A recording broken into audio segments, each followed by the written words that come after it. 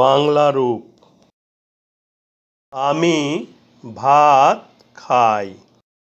বাংলা বাক্যের শেষের শব্দ খাই ক্রিয়াপদ, এটাই ভার্ব। খা ক্রিয়াপদের মূল। ক্রিয়াপদের মূলের সাথে রস্যি যুক্ত আছে। কে খায়?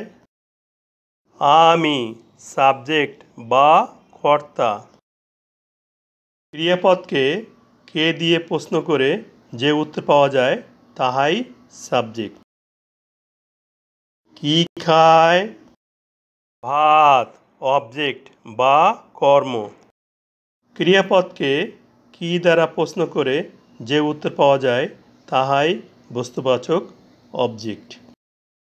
সে ভাত খায়। বাংলা বাক্যের শেষের শব্দ খায় ক্রিয়াপদ, এটাই ভার্ব। খা ক্রিয়াপদের মূল। ক্রিয়াপদের মূলের সাথে অন্তস্থ যুক্ত আছে। কে খায়? সে সাবজেক্ট বা কর্তা। ক্রিয়াপদকে কে দিয়ে প্রশ্ন করে যে উত্তর পাওয়া যায় তাহাই সাবজেক্ট। কি খায়? ভাত অবজেক্ট বা কর্ম।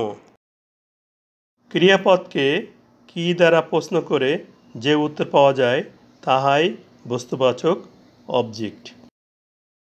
তুমি ভাত খাও।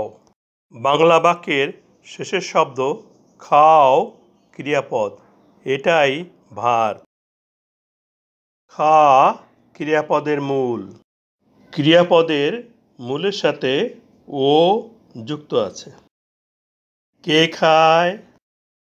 তুমি সাবজেক্ট বা কর্তা। ক্রিয়াপদকে কে দিয়ে প্রশ্ন করে যে উত্তর পাওয়া যায় তাহাই সাবজেক্ট। কি খায়? ভাত অবজেক্ট বা কর্ম। ক্রিয়াপদকে কি দ্বারা প্রশ্ন করে যে উত্তর পাওয়া যায় তাহাই বস্তুবাচক অবজেক্ট। আপনি ভাত খান। বাংলা বাক্যের শেষের শব্দ খান ক্রিয়াপদ, এটাই ভার্ব। খা ক্রিয়াপদের মূল। ক্রিয়াপদের মূলের সাথে আন যুক্ত আছে। কে খায়? আপনি সাবজেক্ট বা কর্তা। ক্রিয়াপদকে কে দিয়ে প্রশ্ন করে যে উত্তর পাওয়া যায় তাহাই সাবজেক্ট। কি খায়? ভাত অবজেক্ট বা কর্ম। ক্রিয়াপদকে কি দ্বারা প্রশ্ন করে যে উত্তর পাওয়া যায় তাহাই বস্তুবাচক অবজেক্ট।